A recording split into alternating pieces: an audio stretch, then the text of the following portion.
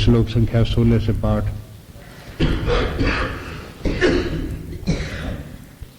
सोलहवां श्लोक। अहम क्रतुरहम यज्ञः सदाहम अहमौषधम् मंत्रोहम अहमेवाज्यम् अहम अग्निरहमुतम् पितामहस्य जगतो माता धाता पितामहः वेद्यं पवित्रमोंकार ऋक्साम यजुरीव च गतिर्भर्ता प्रभु साक्षी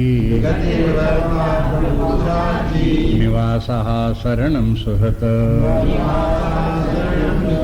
प्रभवा प्रलयस्थानम् निधानं बीजमव्ययम् तपाम्यहम् वर्षम् निग्रहेणामुत्सृजामि च अमृतं चैव मृत्युश्च सदसच्चाहमर्जुन तपस्यामहम् वर्षम् निग्रहेणामुत्सृजामि च अमृतं चैव मृत्युश्च सदसच्चाहमर्जुन।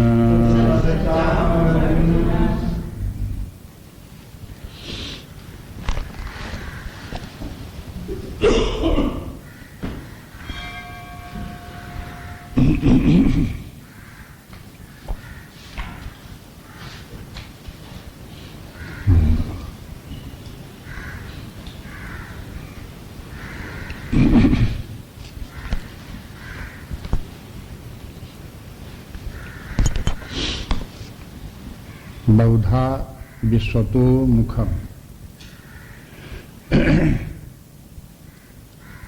उस परमात्मा के जो अनेक रूप, विश्वतो मुखम, सारा विश्व चारों तरफ उसके मुख, शास्त्र शीर्षा के कह दिया विश्वतो मुखम।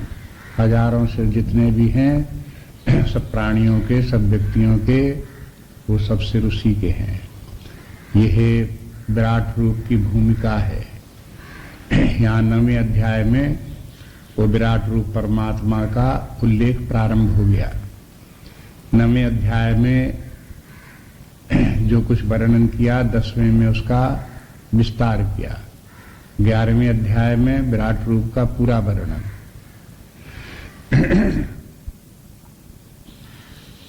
विराट रूप को यहीं से देखने लगो। भगवान कहते हैं ये सब कुछ जो कुछ आपको दिखाई देता है ये सारा जगत मेरा ही रूप है। पहले देखो ब्रह्म जो अनादि अनंत चेतन सत्ता है, वो निर्विकार निर्लीप चिदाकाश होकर के स्थित है। फिर देखो कि उसकी अनंत शक्तियों में से एक शक्ति माया शक्ति है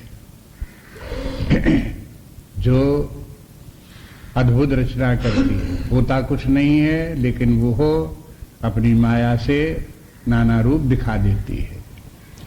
उस माया शक्ति का सानिध्य करके उसमें उसकी उपाधि से, माया की उपाधि से वही परब्रह्म परमात्मा ईश्वर कहलाता है। जब माया ने, प्रकृति ने सूक्ष्म जगत की रचना की तब उस माया की, उस प्रकृति की उपाधि से वही ईश्वर हिरण्यगर्भ कहलाया। जब उस माया ने सूक्ष्म जगत से स्थूल जगत की रचना कर दी, जिसको कि हम बाहर देखते हैं, तब ये समस्त जगत का रूप धारण करके वही ईश्वर विराट रूप हो गया। इसलिए विराट रूप के संबंध में कोई आप अनहोनी घटना, विचित्र कल्पना न करो। ये समस्त जो कुछ जगत आपके सामने दिखाई देता है वो परमात्मा का स्थूल शरीर है। जैसे हमारा ये स्थूल शरीर, ऐसे ही सारा ब्रह्मांड जितना भी है ये है पांच भौतिक है, पंच महाभूतों का बना हुआ उस ईश्वर का स्थूल शरीर। जैसे हमारा अपना सूक्ष्म शरीर, जैसे कि उसमें प्राण है, मन है, बुद्धि है, ये सब जो है हमारा सूक्ष्म शरीर। जैसे हमारा सूक्ष्म शरीर, ऐसे ईश्वर का भी सूक्ष्म शरीर। उस सूक्ष्म शरीर, हम जैसे अपने सूक्ष्म शरीर के अभिमान से जीव कहलाते हैं, वैसे ही वो ईश्वर अपने सूक्ष्म शरीर के अभिमान से हिरण्यगर्भ कहलाता है। जैसे कि हम अपने कारण शरीर में स्थित हैं, सुषुप्तावस्था में हैं, कारण शरीर में हैं, वहां पर न कुछ करते हैं, न कुछ देखते हैं, न अपने से भिन्न कुछ दिखाई देता है। इस प्रकार की जो अवस्था अपनी कारण शरीर की जीव अपनी अवस्था है, वो प्राज्ञ कहलाता है जीव वहां। उसी प्रकार से समस्त रूप में ईश्वर कहलाता है। बस इस बात को ठीक ठीक करके अपने उदाहरण से समझ लो। व्यष्टि के उदाहरण से समष्टि को समझा जा सकता है। व्यष्टि के माने इंडिविजुअल, वैयक्तिक। जैसे हम अपने आप को समझते हैं, उसी से सबको मिला करके पूरे को समझ लें। अब जैसे जैसे हमारा विकास होता जाएगा, बौद्धिक विकास होता जाएगा, साधना करते जाएंगे, वैसे इंडिविजुअल से अपना भी रूप कॉस्मिक होता जाएगा, समस्त रूप बनता जाएगा। तो समस्त रूप जब अपना आ जाए, पूरा समस्त रूप आ जाए, तो ईश्वर भाव को प्राप्त हो जाए। इसलिए विचार करो, ईश्वर का चिंतन करते करते ईश्वर भाव को प्राप्त करो। ये जो श्लोक भगवान बता रहे हैं इस प्रकार से, अहम कृतुरहम अज्ञः यज्ञः स्वधा अहम औषधम, यहां से जो अभी पाठ कर रहे थे 16वें श्लोक से, ये भगवान अपने विराट रूप का वर्णन करते हैं। माने हमको भी इसी प्रकार से ध्यान करना चाहिए और ये निश्चय करना चाहिए कि हम वो अनंत सत्ता हैं कि जिससे हमारे से ही हमारी माया के द्वारा ये सारी जगत का विस्तार हुआ है। ये समस्त जगत मेरा ही रूप है। जैसे भगवान कृष्ण कह सकते हैं कि मैं ही यज्ञ हूं, मैं ही कृत हूं, मैं ही औषध हूं, मैं ही अग्नि हूं, वैसे हम भी कह सकते हैं, क्योंकि परब्रह्म परमात्मा और हम एक ही हैं। आत्मभाव में स्थित होकर के, परमात्मा भाव में स्थित होकर के इस बात को हम भी कह सकते हैं। इसलिए उस भाव में स्थित रहने का अभ्यास करें, आत्म भाव में, ब्रह्म भाव में रहने का अभ्यास करें। उसी भाव में रहते हुए समस्त जगत को देखें। जैसे व्यस्त रूप में हम अपने सारे शरीर को देखते हैं कि पैर भी हम ही हैं, हाथ भी हम ही हैं, मुंह भी हम ही हैं। हाँ, ये कैसे देख लेते हैं? शरीर के इतने अंग हैं, लेकिन सबको ये कैसे कह लेते हैं मैं हाथ भी हूं, मैं पैर भी हूं, मैं मुंह भी हूं। ये बुद्धि जिस प्रकार से है, इसी प्रकार से समष्टि भाव में लाओ। ये अनंत आकाश, ये भी मैं ही हूँ, सूर्य नक्षत्र तारे, ये भी मैं ही हूँ, पृथ्वी पाताल जितने, ये भी सब मैं ही हूँ। इसमें जितने भी प्राणी हैं वो सब मैं ही हूँ, इसमें जितने भी देवता हैं वो मैं ही हूँ, ये जितने राक्षस हैं वो भी सब मैं ही हूँ, इसमें जो भला है बुरा है वो सब मैं ही हूँ। जैसे अपने शरीर में जितना भला बुरा है सब मैं हूँ कि नहीं हूँ? उसमें ये थोड़े कह देते ये बुरा है ये मैं नहीं हूँ। समस्त शरीर में भला बुरा जो कुछ सब मैं हूँ। इसी प्रकार से इस ब्रह्मांड में जो कुछ भला बुरा है वो सब मैं ही हूँ। इस प्रकार से उसको देखने का अभ्यास कर। जो विराट रूप का बार बार चिंतन ध्यान करता रहेगा उसमें भी विराट भावना आ जाती है, उसकी बुद्धि विराट हो जाती है, व्यापक हो जाती है। इसलिए इस प्रकार से उसका चिंतन करता है। अब इन जितने भी सूत्र दिए भगवान ने, इनको सबको ध्यान में करोगे तो वो इस प्रकार से संग्रह ऐसे किया गया है जिससे आपको सबके प्रति जो है वो एकत्व भाव आने लगे कि सब अपने ही हैं, अपने से भिन्न कोई नहीं है। जैसे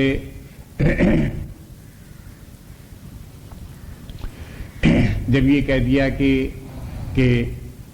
पितामहस्य जगतस्य माता धाता पितामह, तो ये कहने का क्या प्रयोजन हुआ? हाँ? कि एक ही परमपिता परमात्मा जो है वही मैं हूं और ये सब के सब जितने प्राणी जितने सब सब हैं वो सब मेरे ही हैं। सब मेरे ही परिवार के हैं, मुझसे कोई भिन्न नहीं है। इस दृष्टि से सबके प्रति देखने लगो। तो ये हो गया इस प्रकार से समस्त रूप धारण करके सबको इकट्ठे करके देखने का विचार। अब ऐसे ही देख रहे थे कल गतिर्भरता प्रभु साक्षी, इस श्लोक में भी भगवान ने अपनी महिमा दिखा दी कि देखो सबका आधार भी मैं ही हूँ, सब मुझ में ही वास करते हैं, मुझसे ही सब उत्पन्न होते हैं, मुझसे ही सब लय हो जाते हैं, सबकी अंतिम गति भी मैं ही हूँ, मैं सबका प्रभु हूँ, मैं सबके शुभाशुभ कर्मों का फलदाता भी मैं ही हूँ। इस प्रकार से ये सब कि उसके ईश्वर की महिमा का ये सब वर्णन इस प्रकार से हो गया।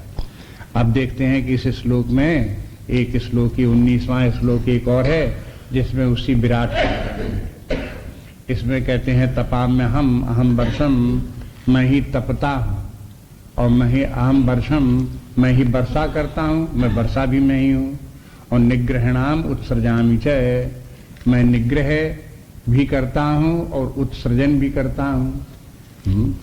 और ये है अमृतम चैव मृत्युश्च, अमृतम चैव मैं अमृत भी हूँ, और मृत्युश्च मैं मृत्यु भी हूँ, और सदसच्चाहम अर्जुन, हे अर्जुन मैं सत भी हूँ और मैं असत भी हूँ।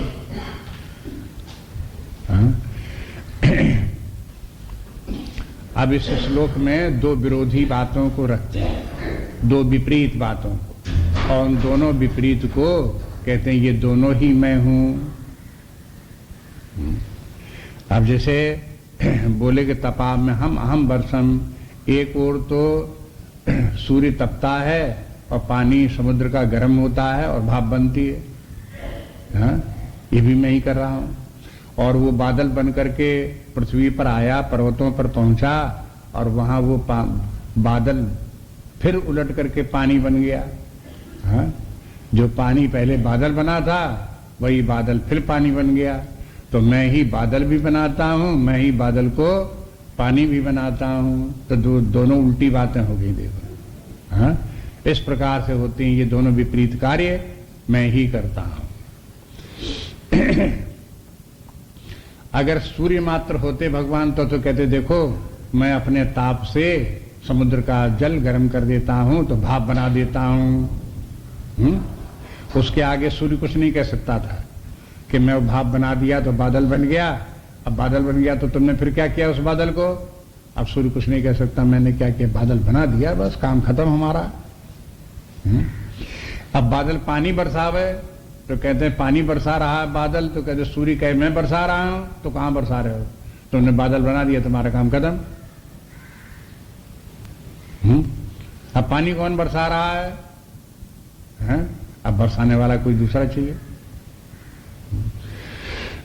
तो ये परमात्मा में जाकर के एकत्व हो गया, वही एक परमात्मा जो है वो हो, उधर सूर्य भी ताप बनकर भी है और वही शीतलता बन करके भी है। ताप बन करके वो हो, जल को वाष्प बना करके बादल बना देता है, वही परमात्मा शीतलता बन करके उस बादल को शीतल करके जल भी बना देता है। प्रकृतिवादियों से पूछेंगे तो कहेंगे कि ये कैसे पानी कैसे बरसता है? तो बस सूर्य का नाम तक जानते हैं कि सूर्य तपता है तो उसके ताप से समुद्र का जल गर्म होकर के भाप बनती है, और वो भाप बने हुए बादल फिर क्या होता है कि गर्मी के कारण से पृथ्वी के ऊपर का जो वायु है वो वायु गर्म हो जाता है, वायु भी गर्म होता है, उधर जल भी गर्म होता है, इधर वायु भी गर्म होती है। जब वायु गर्म होती है तो क्या होता है? तो वायु गर्म होने पर ऊपर को उठती है। जब भूमि गर्म होगी तो भूमि के ऊपर की वायु भी गर्म होगी, जब वायु गर्म होगी तो वायु हल्की होगी, जब हल्की होगी तो ऊपर उठेगा। तब यहां क्या हो गया कि यहां वायु का दबाव घटा। जब वायु का दबाव गर्मी के कारण से घटा तो क्या हुआ? तो दूसरी तरफ की वायु आकर के उस जगह वैक्यूम को पूरा करती है। तो समुद्र की तरफ की वायु आती है पृथ्वी के ऊपर उस वैक्यूम को, उस शून्यता को भरने के लिए अपने आप खिंची चली आती है। इधर गर्म वायु ऊपर उठ रही है तो तो खिंची हुई वायु उधर के अपने आप ही पृथ्वी की तरफ चली आ रही है। तब ये क्या हुआ, ये बादल पृथ्वी की तरफ कैसे चले हैं? उनके चलने के लिए प्रेरणा शक्ति इस प्रकार की हुई, तब ये आए यहां पर। और जब पृथ्वी पर आए यहां पर तो अब वो अपने धक्के में चले आए यहां पर। उसके बाद पर्वतों तक पहुंचे, तो वहां पहुंच करके उनको ऊपर उठना पड़ता है। अब वहां वो जमीन के ऊपर से उनको थोड़ा जब ऊपर गए तो ऊपर जाने पर उनको शीतलता प्राप्त हुई। तो ऊपर ठंडा रहता है, नीचे गर्म रहता है। जब ऊपर शीतलता प्राप्त हुई तो फिर वो बादल जो है पानी बनने लगता है। और पानी बढ़ता है, पानी बरस जाता है। कोहरा बनता है, कोहरा गिर जाता है। ज्यादा ठंडा हो जाता है, बर्फ बन जाता है, बर्फ बन के गिर जाता है। चाहे कोहरा बन के गिरे, चाहे पानी बन करके गिरे, चाहे बर्फ बन करके गिरे, फिर उस शीतलता के कारण से वहां से गिरता है। इस प्रकार से गर्मी और सर्दी दोनों का कार्यक्रम अपना अपना चलता रहता है। दोनों अपना अपना कार्य करते रहते हैं। ये तो यहां तक का तो विस्तार व्याख्या क्या हुई, भौतिकवादियों की व्याख्या हुई। हाँ? अच्छा, अब आध्यात्मिक व्याख्या क्या हुई? गीता उसके आगे भगवान कहते हैं कि इसमें सूर्य बेचारा अपने आप क्या तपेगा, वो तो मैं ही उसमें स्थित होकर के तप रहा हूं। और पर्वतों के ऊपर शीतलता कहां से आएगी, वो तो मैं ही शीतलता बन करके बादलों को ठंडा कर रहा हूं। इन दोनों के पीछे, शीतलता के पीछे और ताप के पीछे विद्यमान कौन शक्ति है? अगर उससे पूछे कि आखिर सूर्य क्यों तप रहा है, तो भाई वो भी थोड़ी अपनी बुद्धि लगाएंगे कि सूर्य इसलिए तप रहा है कि सूर्य में कुछ ऐसी गैसेस हैं कि उनमें विस्फोट होता है। जब विस्फोट होता है तो उसमें बहुत जोर से एटॉमिक एनर्जी के जैसे विस्फोट हो, तो एटॉमिक विस्फोट सूर्य में हो रहा है, तो उसके अंदर एटम्स में जो ताप होता है वो प्रकट हो रहा है। उस ताप के कारण से सूर्य गर्म हो रहा है। अच्छा भाई, चलो यहां तक मान लिया। अगर कोई पूछता जाए कि ये एटॉमिक व्यवस्था किसने बनाई और एटम एनर्जी के विस्फोट इसका क्यों कौन कर रहा है और उसके भीतर से ताप कौन इसको प्रकट कर रहा है? ये एटम्स के भीतर ताप किसने भरा हुआ है? अरे कहा, तुम तो अति प्रश्न करते पूछते चले जाते हो। अरे ये बेकार की बात है, होता है ऐसा। अरे भाई, वेदांत से पूछो, ऋषियों से पूछो, तब कहेंगे कि उसके पीछे एक चेतन सत्ता है। और उसकी शक्ति भी अद्भुत शक्ति है। उस शक्ति के द्वारा वो ये सब कार्य कर रहा है। और जो वो चेतन सत्ता है वही अपना स्वरूप भी है। हमने ये शरीर है, न प्राण है, न बादल है, न सूर्य, न पृथ्वी, हम वास्तव में वही। और वही होकर के हम सर्वत्र प्रकृति के रूप में, जगत के रूप में व्यक्त हो रहे हैं। इसलिए इन सबके मूल में विद्यमान जो चेतन सत्ता है उसको स्वीकार करो।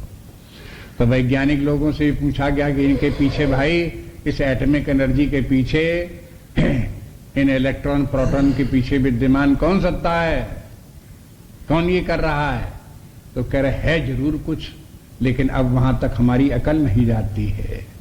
वहां तक हम जाने के लिए हमको कोई साधन नहीं दिखाई देता है, लेकिन है जरूर कुछ उसके पीछे।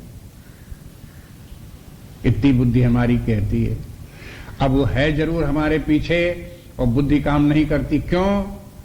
क्योंकि उनकी दृष्टि ऑब्जेक्टिव है। ऑब्जेक्टिव मैंने उनके सामने परमाणु है, इलेक्ट्रॉन है, प्रोटॉन है, एनर्जी है, उनके सामने है। इस प्रकार ये ऑब्जेक्टिव उनकी दृष्टि। इसलिए ऑब्जेक्टिव दृष्टि, चाहे आप खुली आंखों से देखो, चाहे इंस्ट्रूमेंट के द्वारा देखो, चाहे और कोई साधन जुड़ा करके देखो, जब कुछ आप देखोगे थ्रू सम इंस्ट्रूमेंट। यही तो हुआ। अगर किसी को एटम से इलेक्ट्रॉन प्रोटॉन दिखाई दिए तो कैसे दिखाई दिए? थ्रू सम इंस्ट्रूमेंट है, उसके बीच में कोई आपको साधन हुआ, उसके द्वारा दिखा। लेकिन कहते हैं कि जो इनके इलेक्ट्रॉन प्रोटॉन के पीछे जो विद्यमान सत्ता है, उसको देखने का तरीका ये नहीं है। उसको सब्जेक्टिव रूप से देखोगे तो वहां तक पहुंच जाओगे। और जब तक ये वैज्ञानिक लोग इसको सब्जेक्टिव नहीं बनाएंगे तब तक वहां जाकर के उनको कहीं ना कहीं किसी न किसी सीमा पर जाकर के दरवाजा बंद मिलेगा, उसके आगे वो नहीं जा सकते, चाहे जितने इंस्ट्रूमेंट बनाते रहें, कुछ भी करते रहें। उसका तरीका यह है कि सब्जेक्टिव रूप में देखो। सब्जेक्टिव मैंने अपने आप अपने भीतर चलो, शरीर के भीतर चलो, सूक्ष्म शरीर पर पहुंचो, सूक्ष्म शरीर से प्राण मन बुद्धि होते हुए अपने आत्मा तक पहुंचो। जब अपने आत्मा स्वरूप में पहुंचोगे तब आपको पता लगे कि यह आत्मा, ये सर्वात्मा, ये ब्रह्म, यही सबका आधार है। इलेक्ट्रॉन प्रोटॉन के पीछे भी यही विद्यमान है। सारे विश्व में जो एनर्जी कार्य कर रही है उसके मूल में विद्यमान यही सत्ता है, एक सत्ता है। और वो इसकी महिमा उसकी ये है कि वो डाइवर्सिफाई हो जाती है, दो भागों में विभक्त हो जाती है, एक पॉजिटिव दूसरा नेगेटिव, दो रूपों में व्यक्त होती है। और ये माया का काम यही है कि वो एक को दो भागों में विभक्त करके दिखा दे, एक को दृष्टा बना दे, दूसरे को दृश्य बना दे। तो यहां जो दृष्टा है भौतिक जगत का वो भी माया में है, और जो दृश्य है वो भी माया में है, लेकिन दृष्टा और दृष्ट दोनों के बीच में जो विद्यमान है वो आत्मा है, वो परमात्मा है। उसी ने माया के द्वारा ये दो रूप धारण किए। इसी प्रकार से अग्नि है, ताप है, दिन है, रात है, शुभ है, अशुभ है, पाप है, पुण्य है, लाभ है, हानि है, जय है, पराजय, जितने भी इस प्रकार के द्वंद्व हैं वो सबके सबका मूल कारण वही है। उसी के बाद ये डाइवर्सिफाई हुआ, दो दो भाग इस प्रकार से बनते चले गए। दो दिशाएं इनकी हो गई, हर चीज की, हर बात की। एक के दो दिशा निकली, उसमें भी दो निकल आई, फिर उसमें भी दो निकल आई, फिर उसमें भी दो निकल आए, ऐसे दो दो निकलते चले गए सब। और नाना रूप बन गया। जब एक के अगर दो न बने तो नाना रूप कैसे बने? अगर 1000 रूप हैं तो कैसे बन गए? एक के 1000 रूप, एक के दो, दो के दो, दो के दो होते हुए 1000 रूप हो गए। 700 पुरुषा हो गया। इस प्रकार से देखते हैं कि यह है वही उदाहरण देते हुए भगवान कहते हैं कि देखो एक होते हुए भी मैं इस नाना रूपों में मैं ही विद्यमान हूं। इधर अगर देखो, सारे बाहर आंखें खोल करके सारी सृष्टि को देखो तो तुमको इसी प्रकार से दिखाई देगा सृष्टि में। यही सब सारा कार्य कर रहा है, सारी सृष्टि का संचालन जिस माया के द्वारा हो रहा है उसका आधार भी मैं ही हूं। बस अब इसे कहते हैं कि देखो निग्रहणाम उत्सृजामि च, निग्रहणाम, अब मैं निग्रह भी मैं ही करता हूं, उत्सृजन भी मैं ही करता हूं। मैं ही निग्रह के मैंने बांधता हूं और उत्सृजामि मैंने मैं ही छोड़ देता हूं। बांधने का काम भी मेरा, छोड़ देने का काम भी मेरा। तो दोनों बातें हो गई, एक नेगेटिव एक पॉजिटिव, एक की दो बातें हो गई। जब बंधन की बात आई तो बंधन करने वाला भी और बंधन छुड़ाने वाला भी।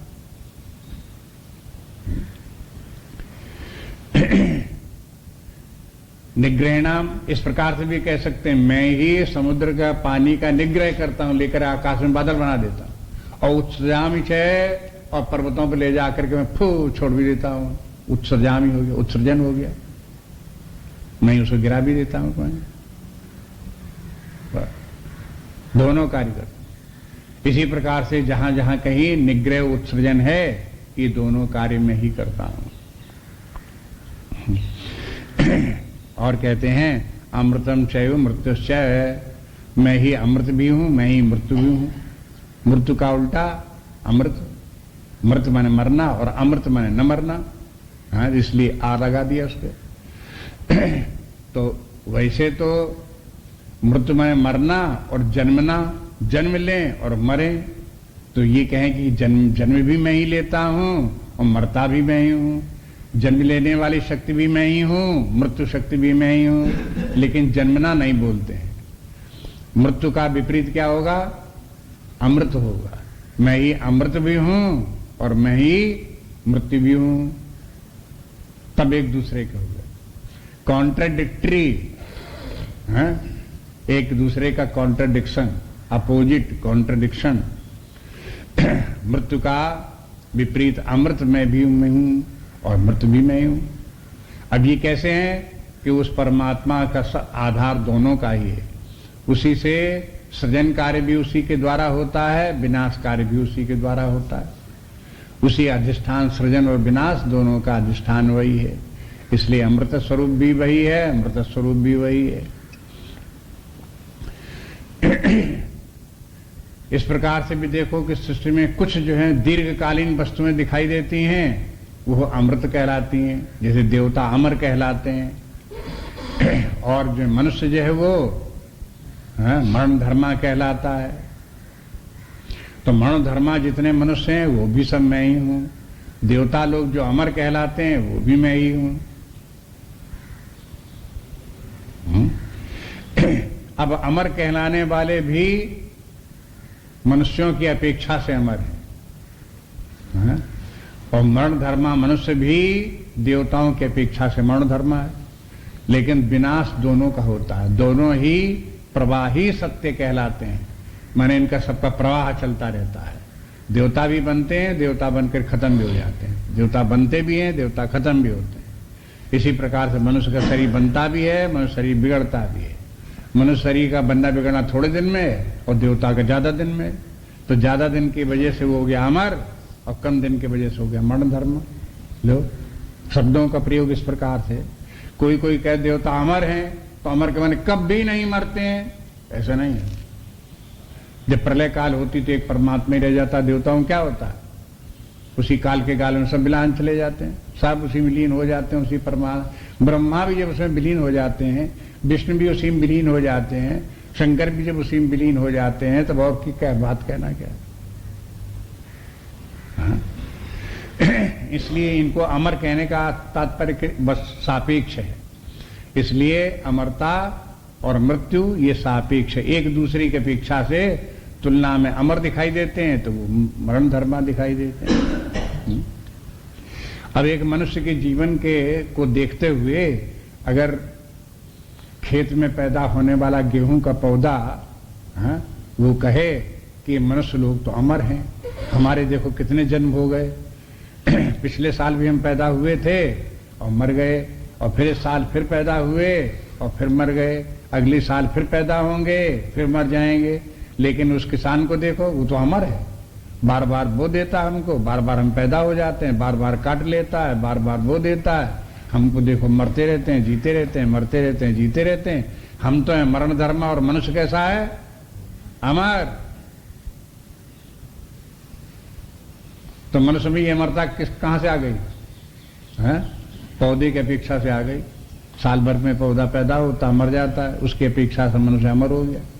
ऐसे ही मनुष्य की अपेक्षा से मनुष्य 100 वर्ष में पैदा हुआ मर गया, देवता 1000 वर्ष 2000 10,000 वर्ष तक बने रहे, तो क्या हुआ कि वो अमर हो गए।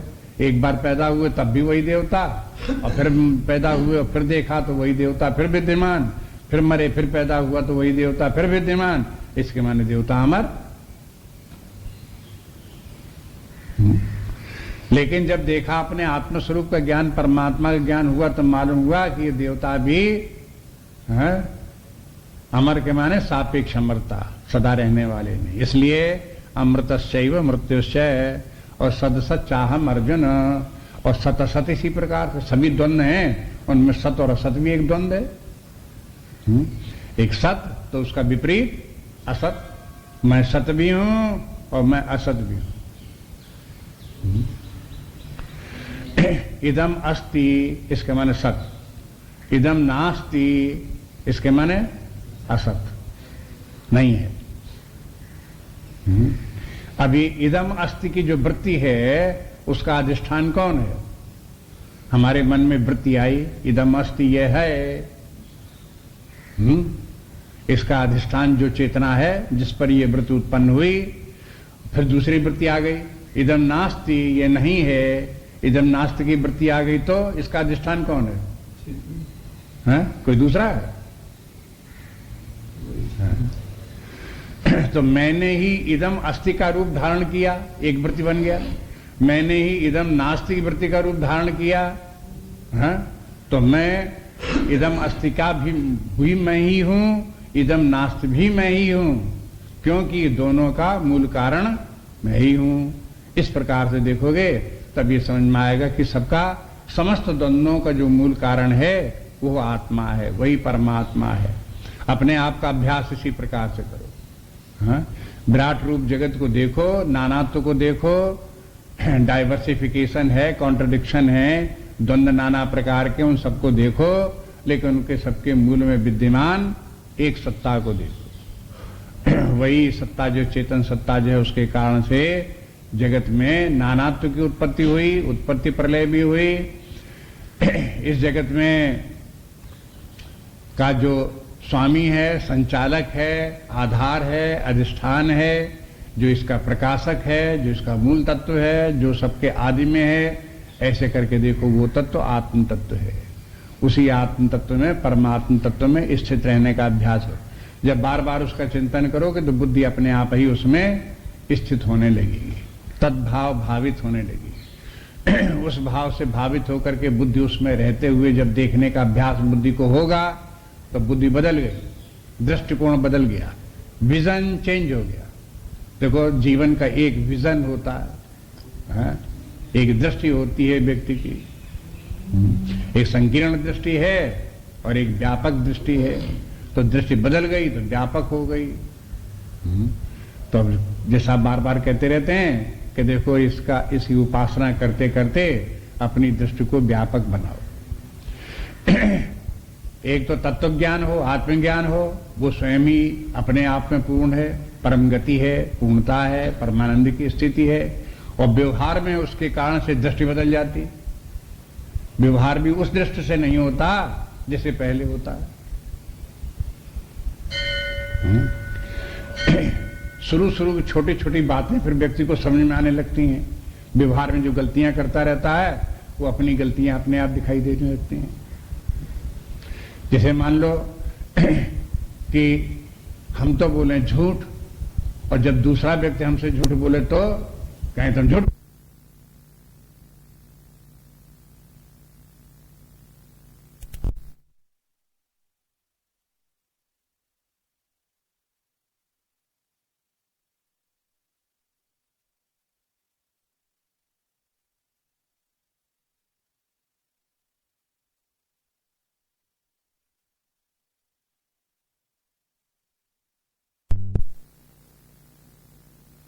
को बना रहे हैं और दूसरा झूठ बोले हमारे साथ तो बड़ी खराब बात, तो झगड़े की बात हो गई, लड़ाई की बात हो गई।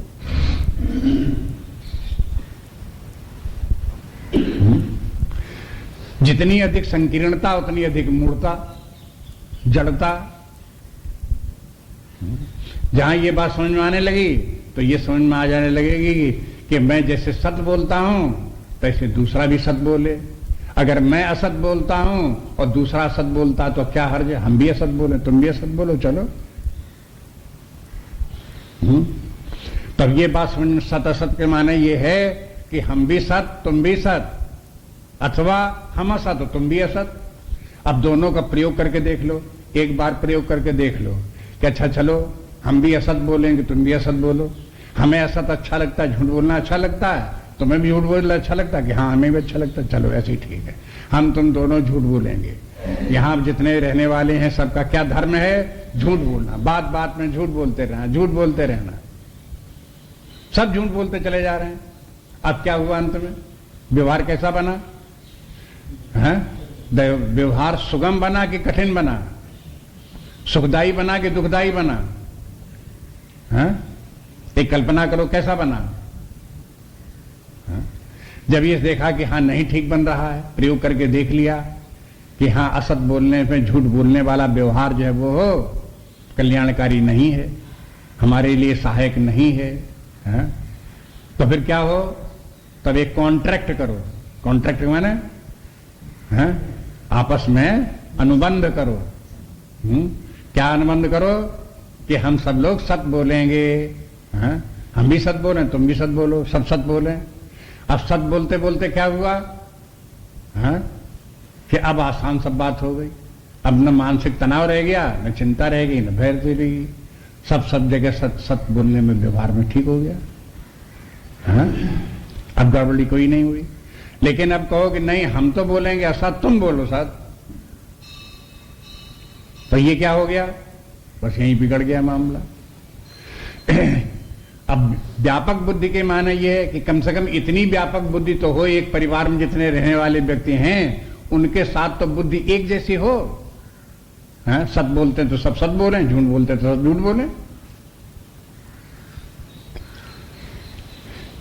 एक जैसी बुद्धि सबकी होनी चाहिए। अब अगर इतने में भी एक जैसी नहीं होगी तो आगे कैसे चलेगा फिर? इसलिए जो है ये है ये सत क्या है, असत क्या है, ये कुछ नहीं, केवल वृत्तियां हैं। वृत्तियां माने मेंटल थॉट्स हैं। मन में जो विचार आते हैं, थॉट्स आते हैं। एक विचार आ गया, थॉट आ गया, उसका नाम है मिथ्या। एक विचार आ गया, उसका नाम है सत्य। सत्य और मिथ्या ये सब मानसिक वृत्तियां हैं। अब उन्हीं वृत्तियों का सद्वृत्ति का प्रयोग करोगे तो व्यवहार सुंदर है, असद्वृत्ति का व्यवहार करोगे तो गलत। लेकिन सद्वृत्ति और असद्वृत्ति का अधिष्ठान चेतन प्रकाशक सत्ता एक ही है। सबके मूल में विद्यमान एक ही तत्व है। अब यहां आकर के ये प्रसंग समाप्त हो गया। अब इसलिए चूंकि प्रसंग समाप्त हो गया तो एक बार फिर देखना पड़ेगा क्या कि अध्याय प्रारंभ हुआ, उसमें भगवान ने ज्ञान विज्ञान बताया कि अंततः सबका अंतिम स्वरूप परमात्मा ही है। वहां बात समझ में आ जाए तो समझ में आ जाए, लेकिन सब लोग एक जैसे तो है नहीं कि सबको समझ में आ जाएगा। इसलिए फिर वर्गीकरण हुआ व्यक्तियों का। वर्गीकरण में दो वर्गीकरण हो गए। एक वर्गीकरण में एक व्यक्ति ये बता दिए गए इस प्रकार के, और दूसरे व्यक्ति इस प्रकार से बता दिए गए। मोग आशा मोग कर्माणा, ये बता दिया था यहाँ इस श्लोक में कि जो अधर्म में प्रवृत्त रहने वाले हैं, आसुरीम राक्षसीम चैव मोहिनीम श्रिता, वो सबका सब वर्णन हो गया था इस श्लोक में। यहाँ का वर्णन हो गया। और उसके बाद बताया इसके जस्ट अपोजिट दूसरे प्रकार के कौन से व्यक्ति हैं, जो विरक्त होकर ज्ञान विज्ञान उपासना करते हुए परमात्मा में लगे हुए हैं। महात्मानस्तु माम पार्थ, वो श्लोक जो शुरू हुआ वहां से महात्मा यहां से शुरू हो गए। जो वैराग्यवान हैं, ज्ञान विज्ञान के द्वारा परमात्मा को प्राप्त कर रहे हैं, उपासनाएं कर रहे हैं, तो उपासनाओं का वर्णन हो गया। अनेक प्रकार की उपासनाओं का वर्णन हो गया, अनेक प्रकार के ज्ञान का वर्णन होगा। द्वैतवादी अद्वैतवादी इन सबका ज्ञान का वर्णन हो गया। उपासनाएं अनेक प्रकार की हो गई, उनका वर्णन हो गया। अब बीच में जो है वो एक बात छूट गई थी, इनकी क्या कथा है।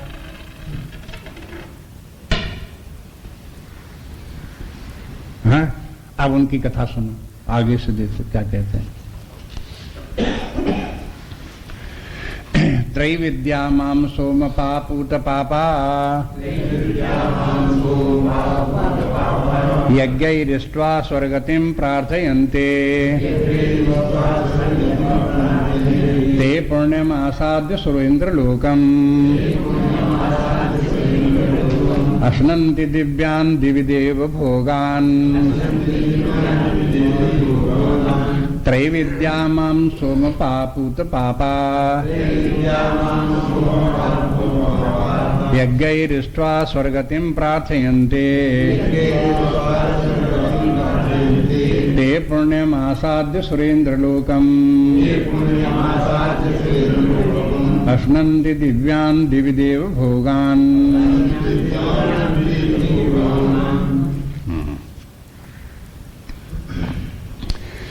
अब देखो इसमें इन लोगों की बात को सुनाते हैं जो धर्म के मार्ग पर आ गए, जिन्होंने अधर्म छोड़ दिया, स्वधर्म पहचान लिया, सामान्य धर्म पहचान लिया और धर्म की श्रेणी में आ गए। उनकी क्या गति होती है उनको भी समझना चाहिए। कोई ये कहे कि अगर हमसे ये परमार्थ नहीं बनता, तो क्या हम इसी प्रकार से अधर्म में ही बने रहें, वही आसुरी राक्षसी भाव में बने रहें। दो ही प्रकार के व्यक्ति होते हैं। कहते हैं जिनसे ये न बने उनके बीच में एक स्थिति और है। मध्यम कोटि के जो व्यक्ति हैं वे और हैं जो धर्म का पालन करते हैं। लेकिन ये धर्म का पालन करने वाले व्यक्ति धर्म की स्थिति में आते कब हैं, जब ये वैदिक ज्ञान को स्वीकार करते हैं, वैदिक प्रमाण को स्वीकार करते हैं, तब अपनी बुद्धि लगाए रहते हैं तब तक उनकी बुद्धि स्वार्थ में बुद्धि होती है और गलत रास्ते पर ले जाएगी। अगर व्यक्ति अपनी बुद्धि से सोचे कि हम झूठ बोले तो सत्य, तो कहें झूठ बोलने में तो बड़ा फायदा है, अपनी बुद्धि तो ये कहेगी बेईमानी में तो बड़ा फायदा है, और लग जाएगा उसी में। क्योंकि बुद्धि को ज्यादा दूर तक नहीं दिखाई देता है। ये दिखाई देता अभी झूठ बोलते हैं तो उसका ये फायदा 5 मिनट बाद, घंटे भर बाद, बस इतना ही दिखाई देता है। उसे ये नहीं दिखाई देता कि झूठ बोलने पर जब झूठ खुलेगा तो लोग हमको हंसेंगे या हमको दंड देंगे, वहां तक बुद्धि नहीं जाती।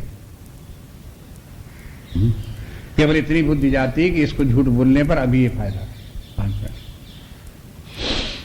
इसलिए जब व्यक्ति अपनी बुद्धि लगा करके विचार करेगा, कार्य करता है, जीवन जीता है, तो बेचारा अधर्म की श्रेणी में ही रह जाता है, मिथ्या व्यवहार की ही श्रेणी में रह जाता है। लेकिन जब वो व्यापक बुद्धि के लोगों को, महान व्यक्तियों को, उनका सहारा ले, उनके कथनानुसार चले, उनके मार्गदर्शन में चले, माता पिता के कहने के अनुसार चले, गुरु के कहने के अनुसार चले, उनके अनुशासन में रहे, शास्त्र के अनुशासन में रहे, तो फिर उसका जीवन जो है अधर्म से हट करके धर्म में आता है।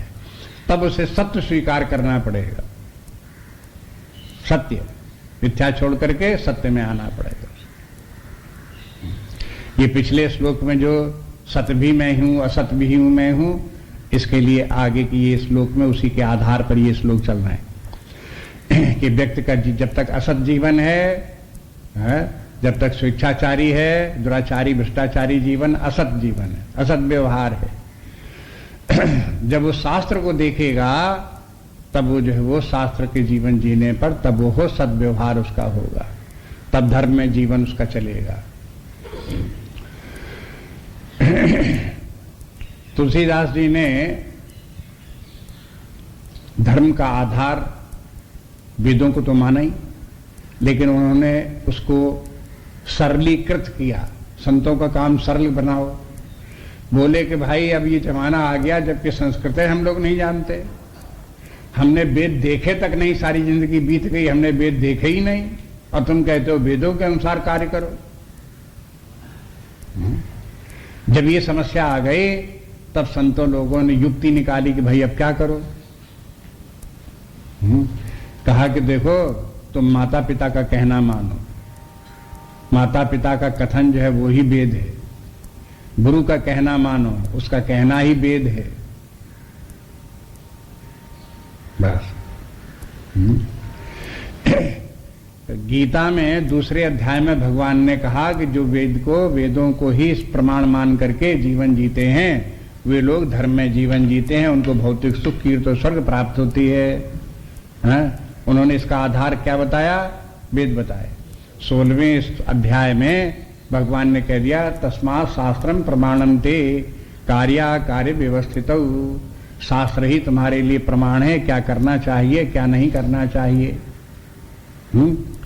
लेकिन तुलसीदास जी कहते हैं शास्त्र प्रमाण अगर तुम्हारे सामने नहीं है, तुम शास्त्र को नहीं समझ रहे हो और नहीं समझ जानने वाले इतनी योग्यता नहीं है, तो अनुचित उचित विचार तज जे पाल ही पितु बैन ते भाजन सुख सुयस के बस ही अमर पत आयन। वही फल उनको ही बता दिया, भौतिक सुख, कीर्ति, स्वर्ग, वही उन लोगों के लिए। माता पिता की आज्ञा, गुरु की आज्ञा, स्वामी की आज्ञा, इनको मानने वाले व्यक्तियों को भी भौतिक सुख, कीर्ति और स्वर्ग वही प्राप्त होते हैं जो शास्त्र को प्रमाण मान करके मानने वालों को जो फल प्राप्त होता है। अब ये सब लोगों के लिए छूट है। कोई चाहे तो अपने वेदों को भी देखे, शास्त्रों को देखे, उनमें हमारे लिए कर्तव्य क्या बताएगा वो देख करके का आचरण करे, और न कर पावे, कठिनाई पड़े तो ये थोड़ी कहे कि हमने वेदों को हमने पढ़ा, हमारी समझ में नहीं आते हैं, हमने देखा ही नहीं है, इसलिए नहीं देखे तो आखिरकार हम क्या करेंगे, हम स्वेच्छाचारी रहेंगे। ऐसा नहीं है। आप उसके मध्य का जो दूसरा विकल्प है उस विकल्प को पकड़ो। अन्य लोग जो हैं शास्त्रों को जानने वाले हैं, उनकी शरण में जाओ, उनसे पूछो कि शास्त्र में शुभाशुभ कर्मों का क्या वर्णन है, वो हमको समझाइए। उनसे सीख करके समझ करके तब आचरण करो। स्वेच्छाचारी मत बनो, अनुशासन में रहो। अनुशासन माने शास्त्र के शासन में रहो। माता पिता गुरु के शासन में रहो, शासन में रहना सीखना चाहिए। जितने जब अपने सामने माता हैं, पिता हैं, गुरु हैं, स्वामी है, तो उनके शासन में रहना चाहिए। अगर वो सब नहीं है, हम ही सबके गुरु हैं, हम ही सबके स्वामी हैं, हम ही सब कुछ हैं, तो शास्त्र अपने लिए प्रमाण है। शास्त्र के अनुशासन में रहो, उसके बाहर मत जाओ। परिवार में पिता सबसे बड़ा है, तो पिता के अनुशासन में सब लोग रहें, लेकिन पिता क्या करे? है? वो अपने गुरु के अनुशासन में रहे। गुरु न हो तो क्या करे? शास्त्र को पढ़े, गीता रोज पढ़े, रामायण पढ़े, और उससे अपने आप को अनुशासन में रखे। कोई ना कोई अनुशासन में रहने के लिए आश्रय व्यक्ति को ढूंढना चाहिए। बस ये मनुष्य का जीवन ही इस प्रकार का है। बिना अनुशासन में रहे और बिना इस प्रकार के सहारा लिए हुए व्यक्ति का जीवन सही रास्ते पर चल नहीं सकता। जहां व्यक्ति ने समझा कि अब हमको क्या करना, हम तो सब समझते हैं, हम जो मन में आएगा वही करेंगे, बस डूब गया। फिर उसकी नौका रास्ते में जीवन में डूब जाती है। इसलिए यहां कहते हैं त्रैविद्या। ये त्रैविद्या वाली बात है। त्रैविद्या माने तीनों वेद, तीनों वेदों की जो विद्या है वही त्रैविद्या है। ऋक् साम यजु। पहले भगवान बोला है कि देखो मैं ही ऋक् हूं, मैं ही साम हूं, मैं ही यजु हूं। तो भगवान की आज्ञा को मानो। भगवान की आज्ञा मानो ऋक् साम यजु वेदों में जो कुछ भगवान ने कहा है उसको सुनो, समझो, उसको करो, उसको भगवान की आज्ञा मानो। जैसे गीता में भगवान राम ने अर्जुन को शिक्षा दी, तो गीता में जो कुछ कहा ये समझो कि भगवान ने ये हमको शिक्षा दी। बस गीता की आज्ञा के मानने के माने भगवान की आज्ञा मानना। और क्या है? गीता में किसकी शिक्षा है? भगवान ही की शिक्षा है। जब उन्हीं की शिक्षा है तो उन्हीं की शिक्षा को मानना, गीता की शिक्षा को मानना। अगर गीता की बात को हम नहीं मानते तो भगवान की बात को हम नहीं मानते।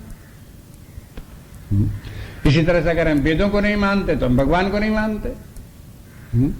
इसलिए भगवान की बात तो कम से कम मानो, इसलिए वेदों को मानो।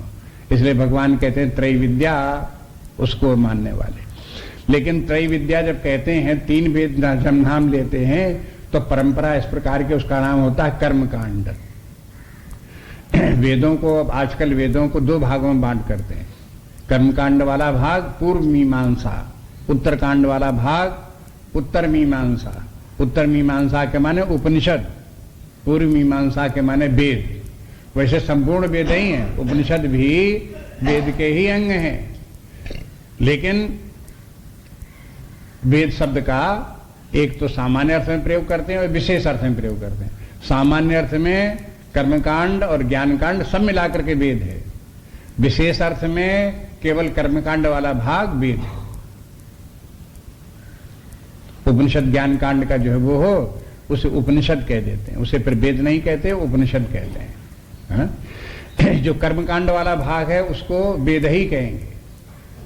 जैसे उत्तरकांड वाला ज्ञान कांड है, वो वेद तो का अंग है ही है, लेकिन उपनिषद कहलाता है।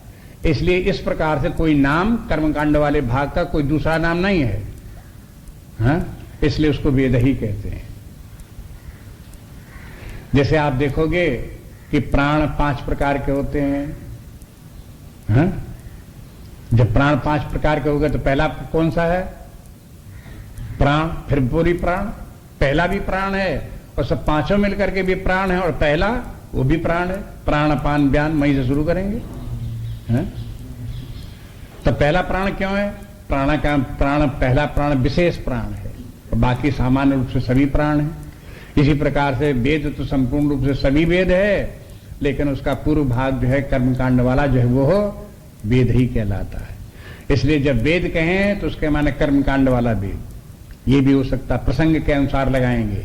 उसमें जितनी भी शिक्षा है कर्मकांड की शिक्षा है।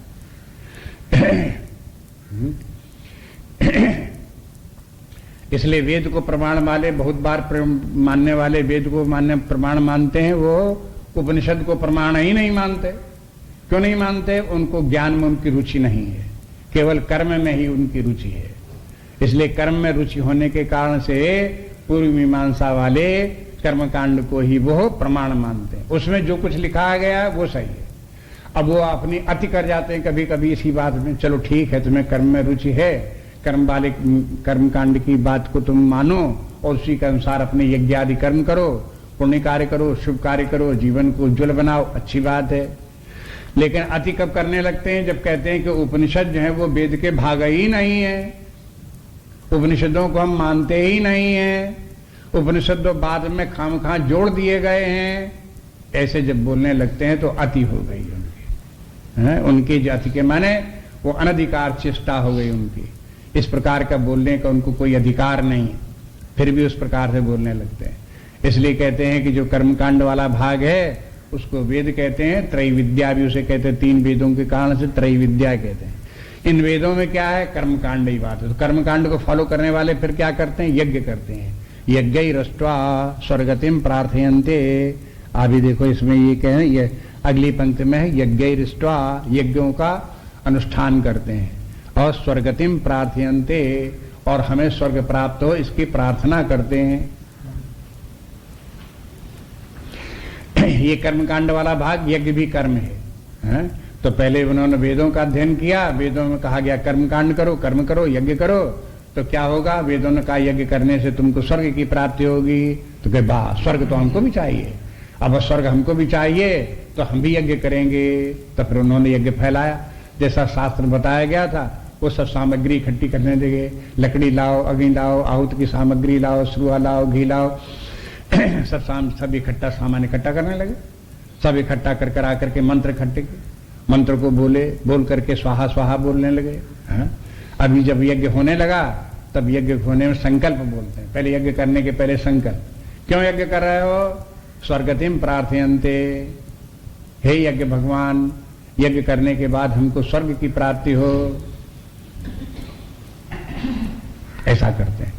ये इन लोगों की लीला सबकी है, इन्हीं की सबकी कथा सुना रहे हैं। क्या करते हैं ये लोग? वे सब लोग इस प्रकार स्वर्गतिम प्रार्थयन्ते, स्वर्ग प्राप्त हो जाए। भौतिक सुख तो प्राप्त ही हो, यश कीर्ति तो प्राप्त ही हो, ये दोनों प्राप्त होते हैं। भौतिक सुख भी उनको प्राप्त होता है, प्राप्त होता भी है, कोई झूठ मूठ बात थोड़ा है, सही बात है बिल्कुल। भौतिक सुख भी उनको प्राप्त होता है, यश कीर्ति भी प्राप्त होता है। लोग बड़ी प्रशंसा करते हैं, अरे भाई बड़े याज्ञिक हैं, बड़े कर्मकांडी हैं, बड़ी प्रशंसा करते हैं।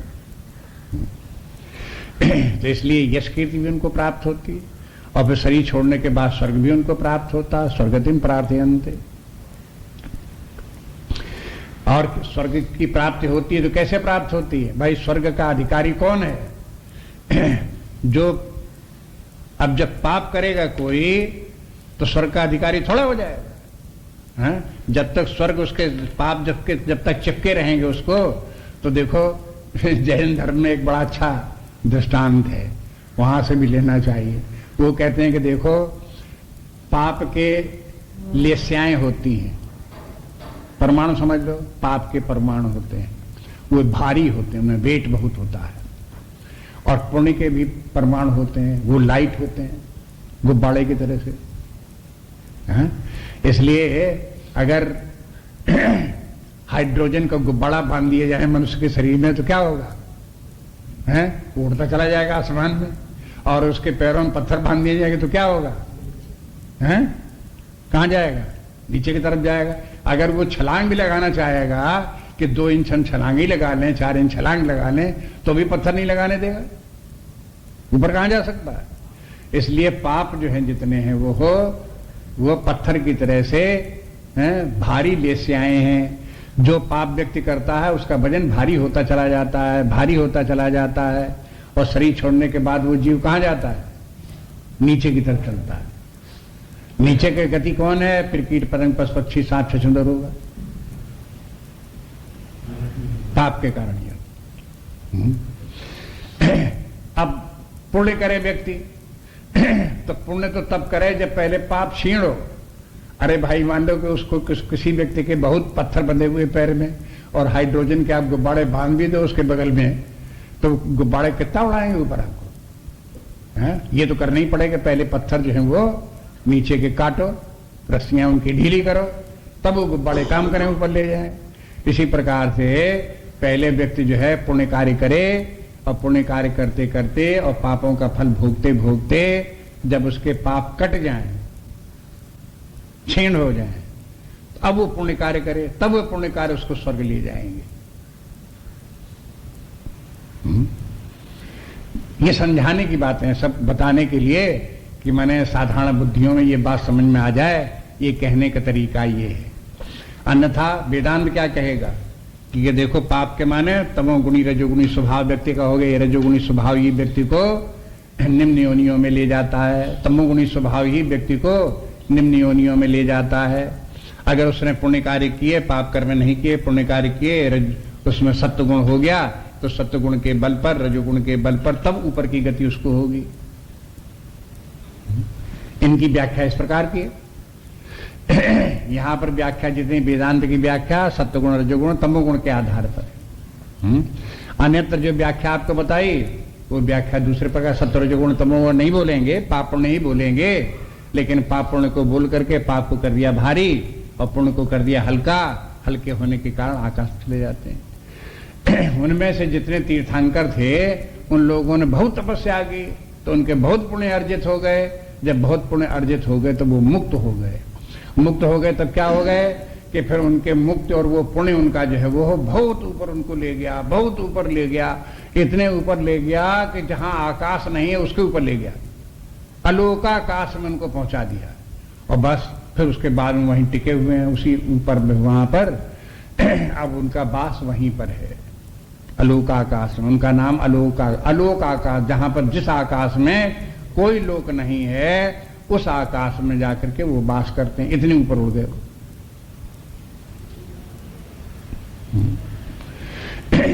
तो ये उनके कहने का तरीका इस प्रकार से हो गया, उनके जीवन की फिलॉसफी दर्शन इस प्रकार का हो गया। आप अपने आप में इसमें यहां पर देखो तो इस जो व्यक्ति धर्म में जीवन जीता है, स्वधर्म का पालन करता है, सामान्य धर्म का पालन करता है, पुण्य कार्य करता है, तो इन सब के कार्य करने से कर्म का जो फल है, कर्म की सिद्धांत यहां से आ गया। कर्म का सिद्धांत ही उस व्यक्ति के ऊपर लागू होगा। अशुभ कर्म करेगा, पाप कर्म करेगा, अधोगति होगी, दुख होगा। जो पुण्य कार्य करेगा, शुभ कार्य करेगा, उसकी सदगति होगी। इस लोक में भी भौतिक सुख प्राप्त होगा, यश कीर्ति भी प्राप्त होगी, मरने के बाद स्वर्ग भी प्राप्त होगा। इसलिए कहा कि पूत पापा, पूत बने शुद्ध हो जाते हैं, पवित्र हो जाते हैं, उनके पाप क्षीण हो जाते हैं, यज्ञ करते हैं। अब देखो एक बात तो ये भी है कि यज्ञ करो तो उससे पाप क्षीण होते हैं। दूसरी बात ये भी है कि जब तक व्यक्ति के पाप क्षीण नहीं होते तब तक यज्ञ करने की मनसा ही नहीं होती। जिसके में पाप घिरे होते हैं उससे कहो यज्ञ करो, क्या बेकार में घी फूंको, इतनी बुद्धि काम करेगी, उसके आगे काम नहीं करेगी।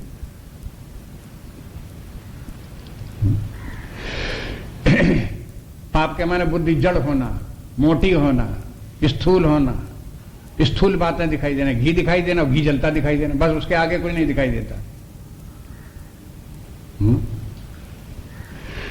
मंत्र नहीं दिखाई देता, मंत्र की शक्ति नहीं दिखाई देती। क्यों? पाप के कारण, सर बुद्धि स्थूल होने के कारण।